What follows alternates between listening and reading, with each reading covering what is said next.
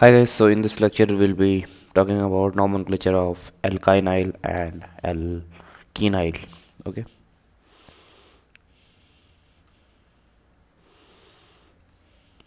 so what is alkenyl? Alkenyl is nothing but when the substituent is having double bond in it, so that's called alkenyl. I'll give you some of the examples here. So examples are for what is called this when this is having itself as a substituent, means this is a substituent to some parent carbon chain. So what is this called? This will be called ethene aisle. Okay, when we have this as our substituent,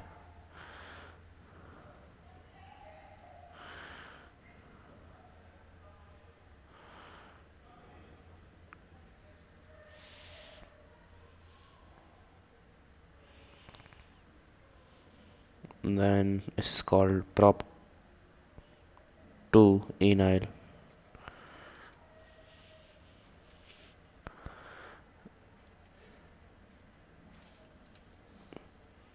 If we have something like CH3s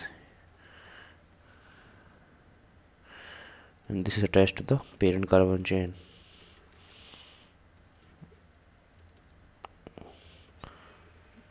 this is attached to the parent carbon chain, then this is called prop 1 enyl. If we have something like this,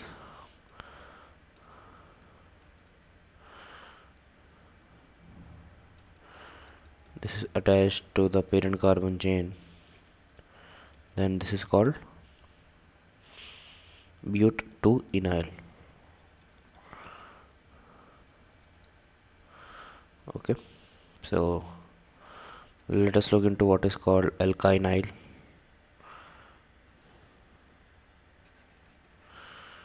Alkynyl,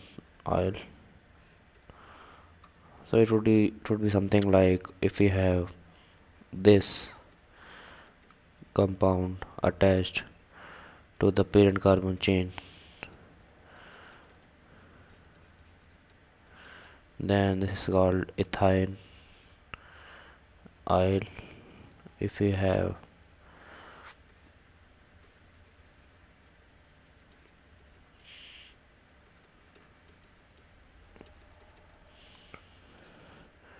attached to a parent carbon chain, then this is called prop 1 enyl. Okay, so let us look into some of the examples now. So if we have something like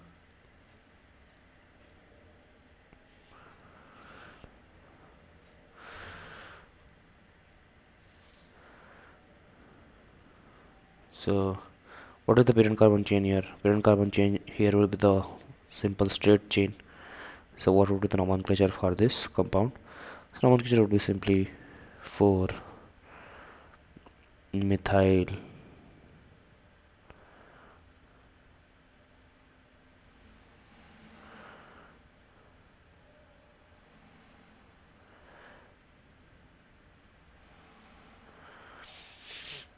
thylidene hept 1,5 diene.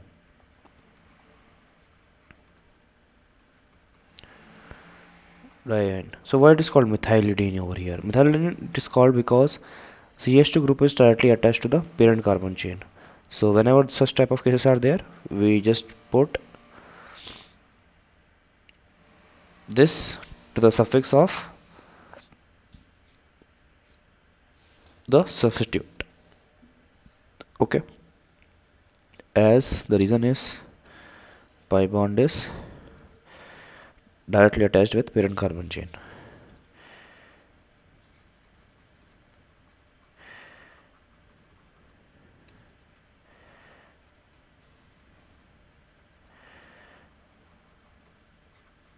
Okay, Now let us look into some more examples here.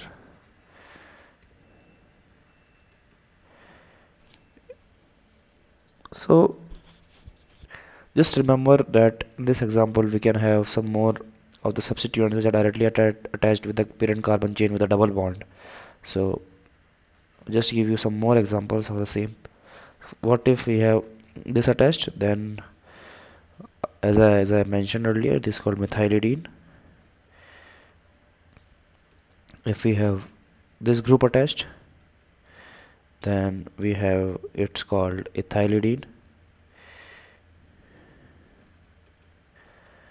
If we have this group attached, then we will call it cyclopropyl idene.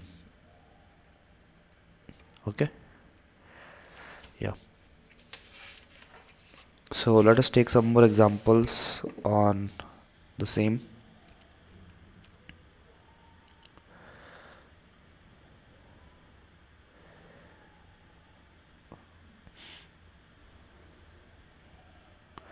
So what would be the nomenclature of this compound?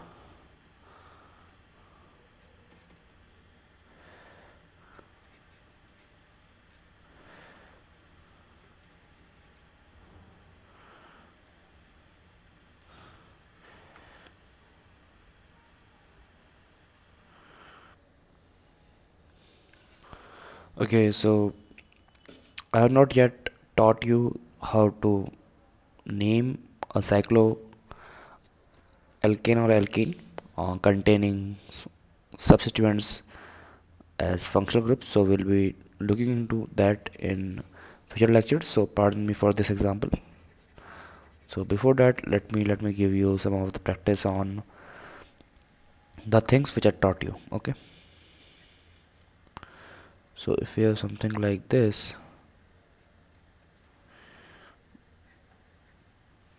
okay, let me redraw it. Yeah.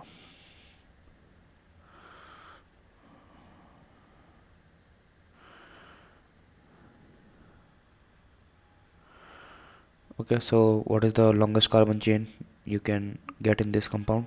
It would be 1, 2, 3, 4, 5, 6, 7 here, or 1, 2, 3, 4, 5, 6, 7, 8 here. Okay, so we get our longest chain as 8 numbered. This is our longest chain. Okay, so let us number it. So numbering will be starting from here or here. If we start from here, then the order in which the substituents come is, if we start from here, is 2, 1, 2, 3, 4, 5, 6. Okay, 1, 2, 3, 4. 4 and 5, I have 2 more substituents.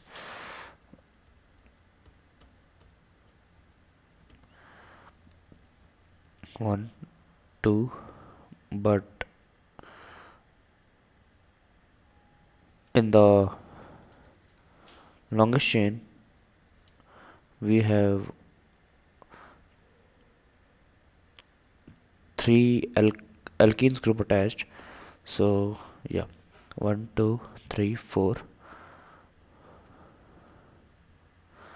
Or let me mark the number at which the alkene groups come with underlined number. 1, 2, 3, 4, 5. Again you get 4 and 5 as substituents. Ethyl group is there. 6, you get a substituent at 6th position.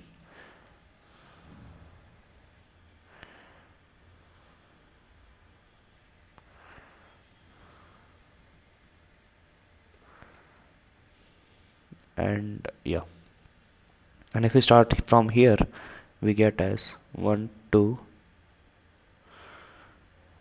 3, 4, 5, No, 5 is not a alkene group attached. 6. Okay, so if you look at the substituents which are not of the alkene group, you have them at 4, 5 and 6 position, but you have the alkene double bond attached to carbon atoms in 2, 4, 6 position in the first carbon atom in the first chain, and the same 2, 4 at 2, 4, 6 carbon atom in the second chain. So the alkene groups in both the two carbon chains are at the same carbon position.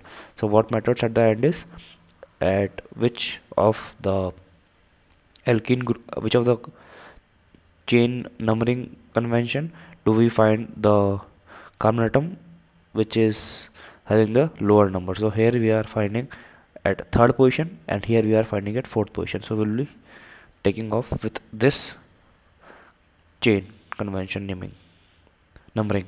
Okay, so the name would be 3, 4, 5 triethyl, because in all the substituents we are finding two carbon atoms, triethyl, and octa 2, 4, 6, or rather I should be marking from this chain, this numbering chain, 2, 4, 6,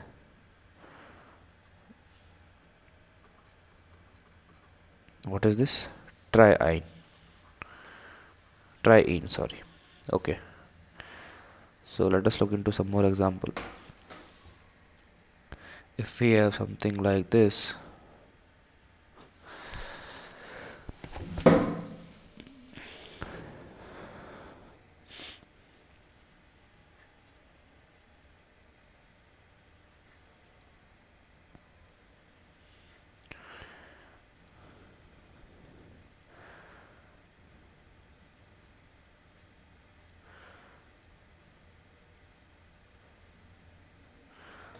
so the longest chain in here would be 1, 2, 3, 4, 5, 6, 7, 8. So oct name is confirmed, or octa name is confirmed. Now we have to check. If we start numbering from this carbon, I have 1, 2, 3, 4, 5, 6, 7, 8. So I have substituents at okay, the first location of the double bond is 2 and 6 when we do the chaining, naming and numbering combination from this carbon atom. And if we start numbering from this, so we have 1, 2, 3, 4, 5, 6. So the numbering still remains the same from starting with either of the sides, but when I start the numbering from this carbon atom, I find this group attached at the fourth position. Okay, so I will just write, I will confirm this for my numbering convention, right? So I'll be writing 4 prop enyl octa 2, 6 diene. Okay, so some more examples on the same. So now you have to tell me what would be the name of the following compounds. You can pause the video in between, think about what would be the name, and then again play it to cross check your answers. Okay, we have something like this.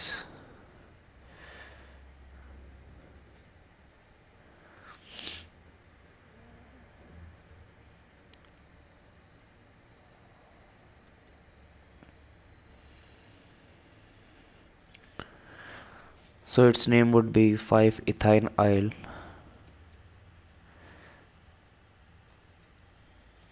octa 1, 2, 4 triene.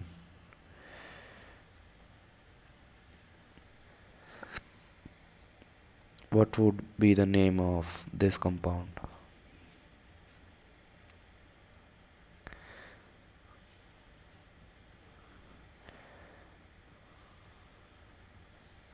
Name would be, okay, this is, let me make it more um, complex this time. This would be OCH3. So what would be the name for ether? It is alkoxy. So this is meth, so 3-methoxy. Hexa, 1,4-diene. And why diene? Because we have double bonds at position 1 and 4. What about this?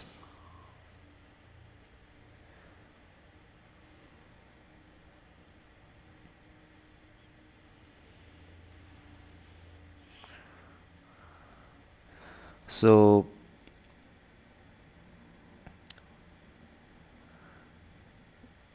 the convention would be 1 cyclo uh, cyclopropyl hex, cyclohex 1-ene.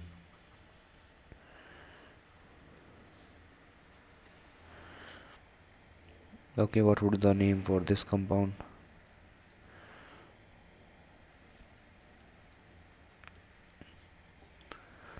Something like double bond here.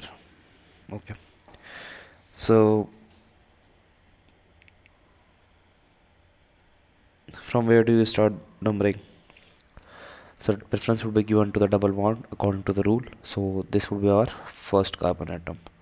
Now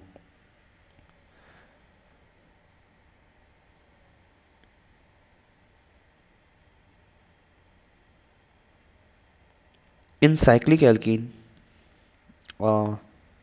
there is slight exception from the general rule that in cyclic alkene you should be giving the first and the second carbon atom to satisfy the complete in property.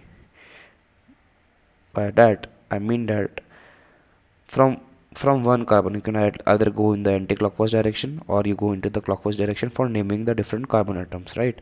But in cycloalkenes you should be giving the first and the second carbon atom should be your ine atoms only, ine carbon atoms only. So we'll be naming convention, numbering the cycloalkene with giving the first number to the first carbon atom of the alkene and the second carbon atom also to the second carbon atom, fulfilling the in property 3, 4, 5 and 6. So naming would be 1,6 dichloro cyclohexene. Okay, similarly applying the same property over this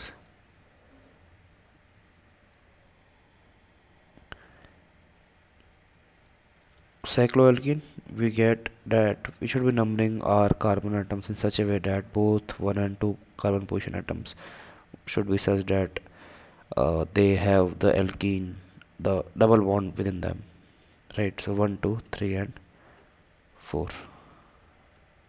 So they would have something like 1,4-dimethyl cyclobutane, but1-ene or butene. Okay, so based on the same rules or exception, I want to give you some practice on some more examples. So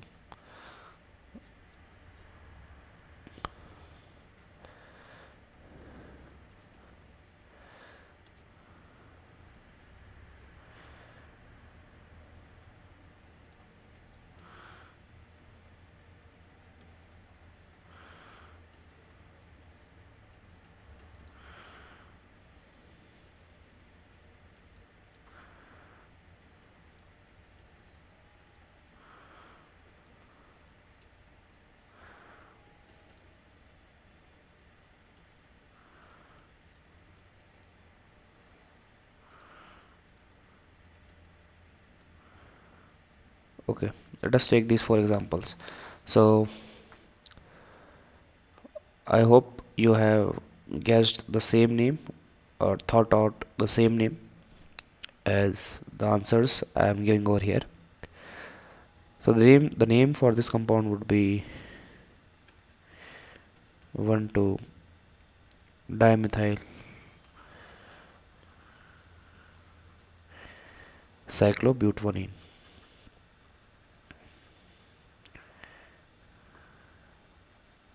Okay, for this compound the name would be 6-bromo 1-chloro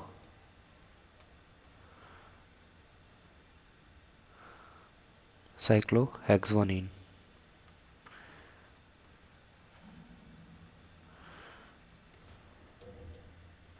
For this compound I have named something like 3,4-dichloro cyclohexanone. For this compound I would have named something like 3-bromo 6-chloro cyclohexanone.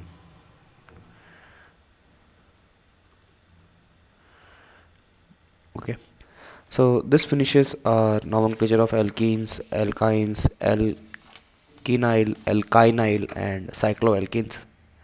Okay, so in the next lecture we'll be starting off with nomenclature of functional groups.